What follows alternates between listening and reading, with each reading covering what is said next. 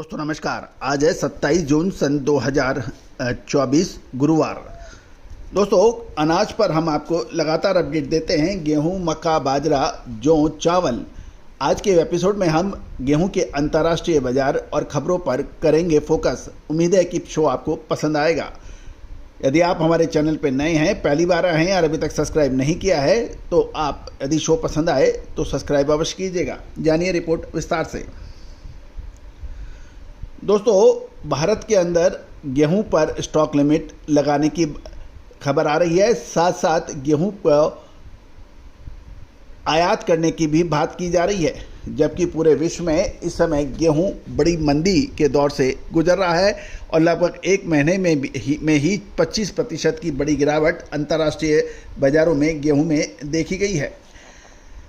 खबर यह भी है कि पिछले एक महीने से गेहूं में लगभग 25% के दाम गिर चुके हैं और आने वाले समय में रूस की गेहूं की फसल पर सबकी है नज़र।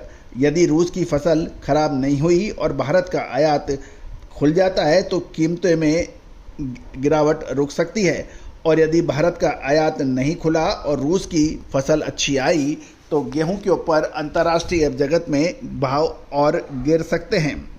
गौरतलब है कि अमेरिकन फसल के कारण गेहूं में भारी गिरावट और बिकवाली देखी गई है और इस सप्ताह निचले स्तर पर पहुंच सकते हैं, क्योंकि अमेरिकन गेहूं की फसल की तेज़ी से पैदावार यानी अच्छी पैदावार की बात कही जा रही है। गौरतलब है कि ग्लोबल वीट मार्केट के लिए बेंचमार्क गेहूं की कीमत 10 सेंट गिरकर $5.51 पर आ गई है, जो पिछले एक महीने में लगभग 24% का निचला स्तर माना जा रहा है। गौरतलब है कि सप्ताह के दौरान ही गेहूं की कीमतें में एक तरफा 6% की गिरावट आई है और अब आगे का गेहूं का बाजार इस बात पर निर्भर करता है कि आने वाले दिनों में गेहूं के बाजार में बिक्री कैसी होती है। अभी फिलहाल कोई बड़ा उतार चढ़ाव नहीं दिख रहा है। बाजार में अमेरिकन गेहूं की आवक बढ़ती है तो गेहूं की कीमतों में और नरमी की उम्मीद हो सकती है।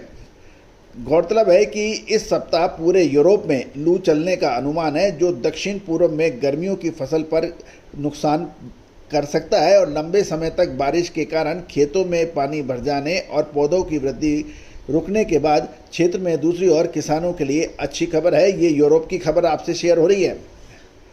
दूसरी ओर यदि अंतर्राष्ट्रीय बाजारों कमोडिटी, एग्रो कमोडिटी जिसे सॉफ्ट कमोडिटीज कहा जाता है, कि जो कमोडिटी फंड है मक्का, गेहूं, सोयाबीन और सोयाबीन तेल के जो कॉन्ट्रैक्ट हैं उनको नेट सेलर्स हैं, यानी अंतर्राष्ट्रीय बाजार के बड़े व्यापारी, सटोरी फंड्स मैनेजर मक्का, गेहूं, सोयाबीन और सोया तेल में नेट सेलर के रूप में उपलब्ध दिखाई दे रहे हैं।